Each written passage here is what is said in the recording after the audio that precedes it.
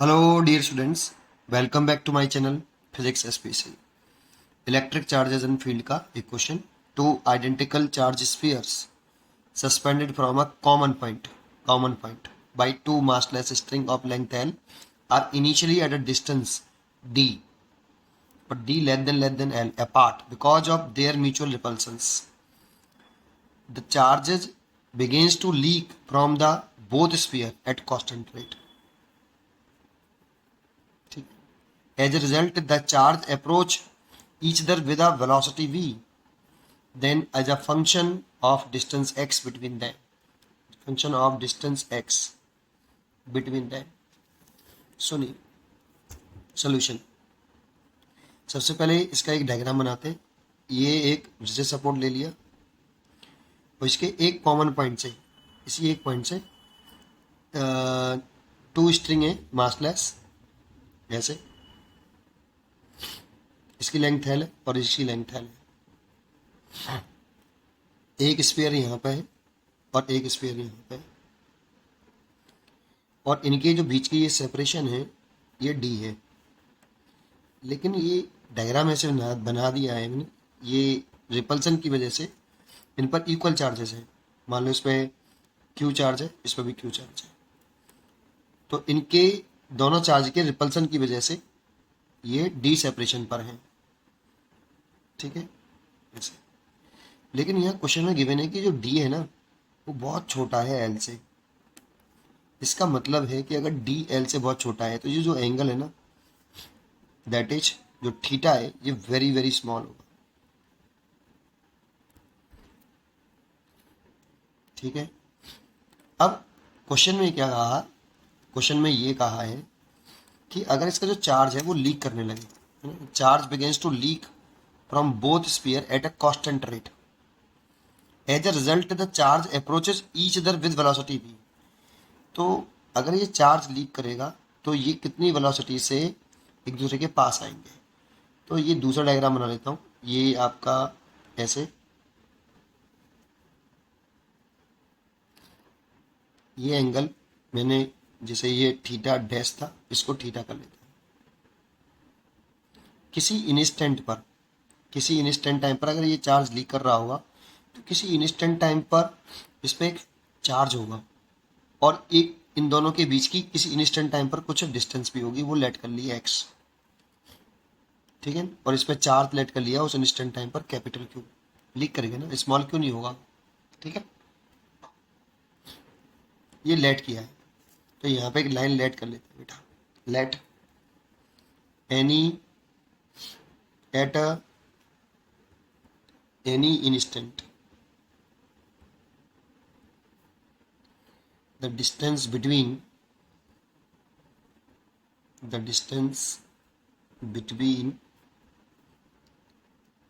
the sphere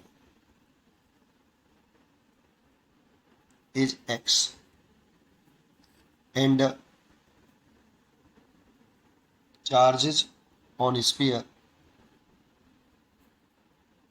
are capital Q and capital Q. ठीक है ना. ये तो इसका ये इस पर रिपेल कर रहा होगा इसको एफ ई, और ये इसको रिपेल कर रहा होगा एफ ई, और ये टेंशन होगा टी, और ये एम जी.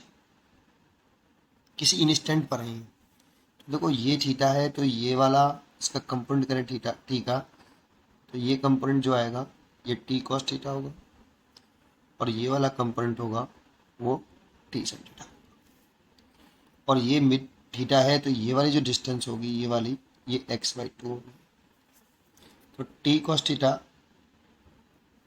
एम जी को बैलेंस करेगा और T sine theta electrostatic force को बैलेंस करेगा. और इलेक्ट्रोस्टैटिक फोर्स जो होगा वो के कूलम्ब्स लगा रहे हैं, दोनों चार्ज का प्रोडक्ट, तो Q into Q Q square over shortest separation हो गई इनकी एक्स, एक्स स्क्वायर.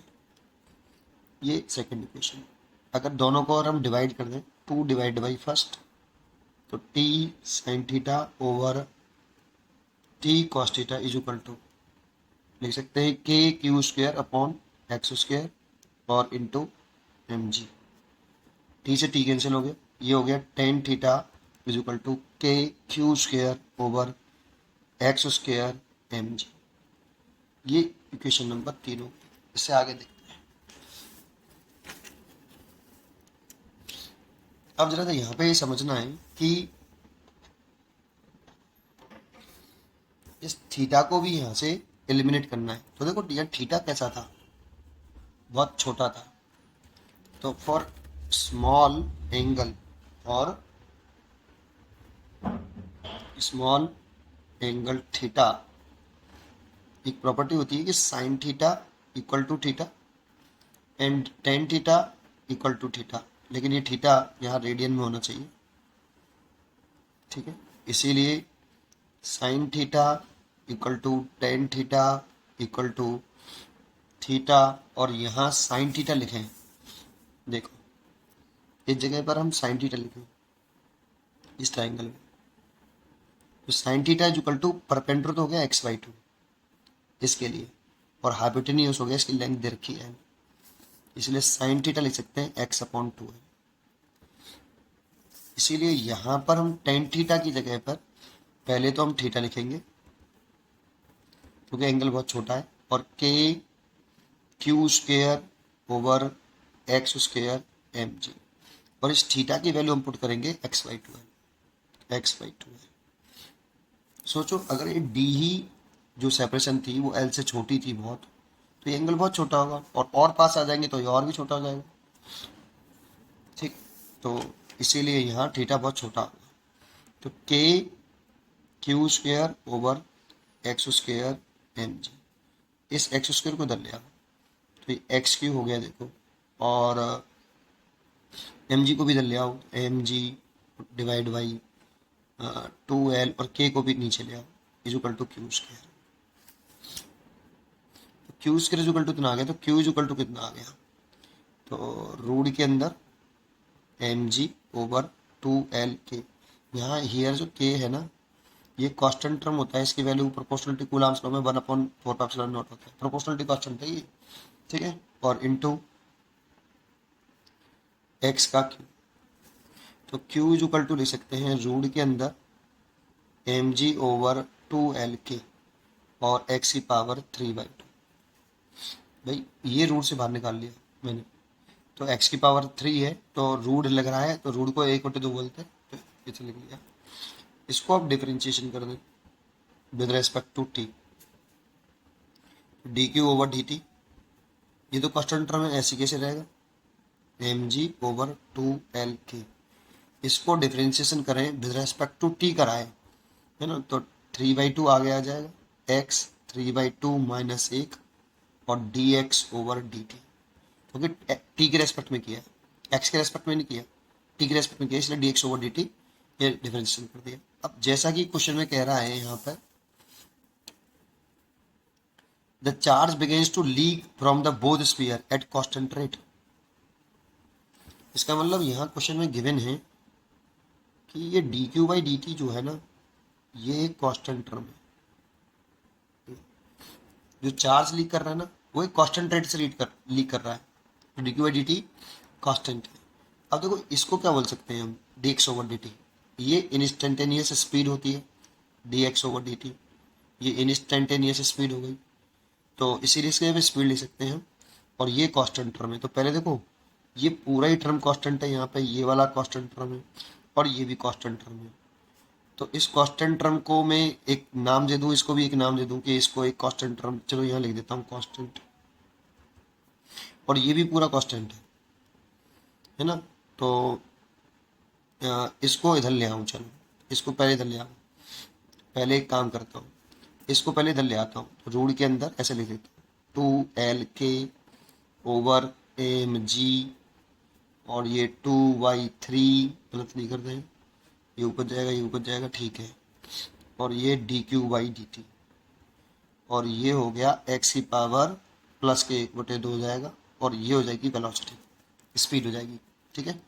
ये पूरा टर्म कांस्टेंट है, देखो आप, तो ये पूरा कांस्टेंट टर्म है, बराबर x पावर 1/2 इंटू वी, तो v is equal to constant divided by x की पावर 1/2। और ऊपर ले आएंगे तो v is equal to constant X की पावर माइनस के हाफ, इसलिए v प्रोपोर्शनल टू एक्स की पावर माइनस हाफ। ये इसका आंसर हो गया। ठीक है, तो इसका आंसर हो गया हमारा